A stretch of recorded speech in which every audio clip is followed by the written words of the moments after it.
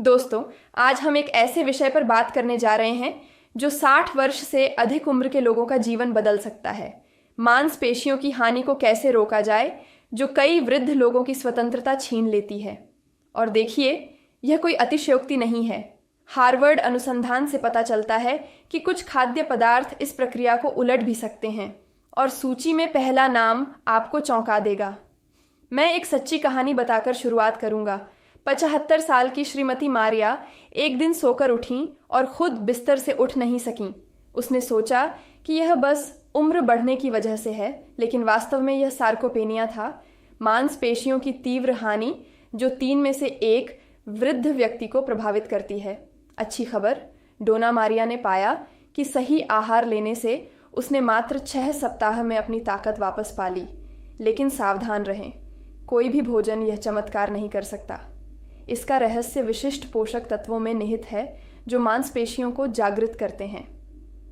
उदाहरण के लिए, क्या आप जानते हैं कि ल्यूसीन, एक एमिनो एसिड जो मट्ठा प्रोटीन और दुबले मांस में पाया जाता है, एक स्विच की तरह है जो मांसपेशियों के उत्पादन को सक्रिय करता है।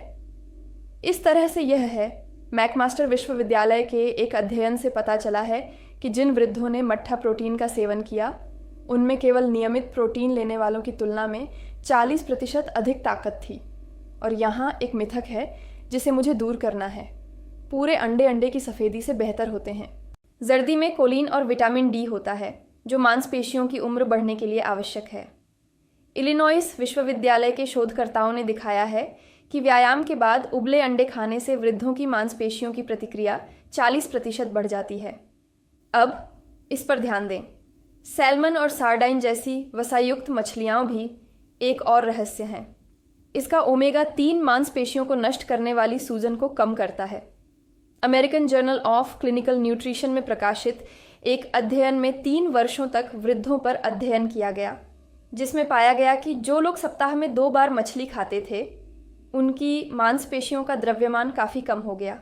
और मेरे मरीजों का पसंदीदा ग्रीक दही।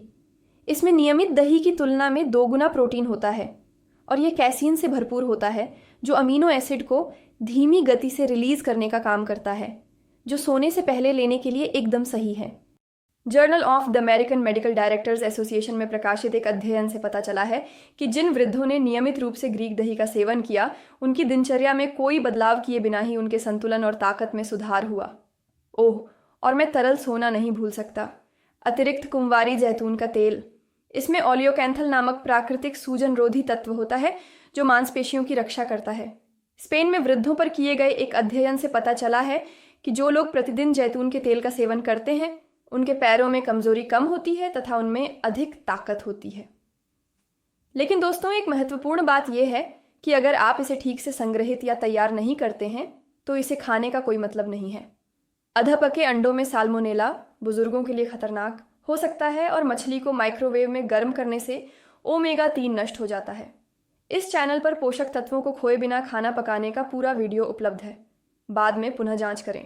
और अब सूची में नंबर 1, नाटकीय रूप से लेकिन अतिशयोक्ति नहीं, गहरे हरे पत्ते। पालक और केल में नाइट्रेट प्रचुर मात्रा में होते हैं जो शरीर में नाइट्रिक ऑक्साइड में परिवर्तित हो जाते हैं, जिससे मांसपेशियों में रक्त संचार बेहतर होता है।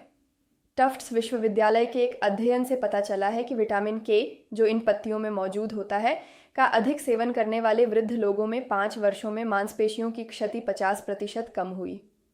अंत में मैं यही कहना चाहूँगा कि केवल खाना ही पर्याप्त नहीं है। इन खाद्य पदार्थों को रोज़ाना आधे घंटे की सैर या हल्के व्यायाम, जैसे मैं इंस्टाग्राम पर सिखाती हूँ, के साथ लेने से प्रभाव बढ़ जाता है। और देखिए, यह कितना अविश्वसनीय है। टिप्पणियों में मेरे कई रोगियों ने केवल 1 महीने में ही सुधार की बात कही है।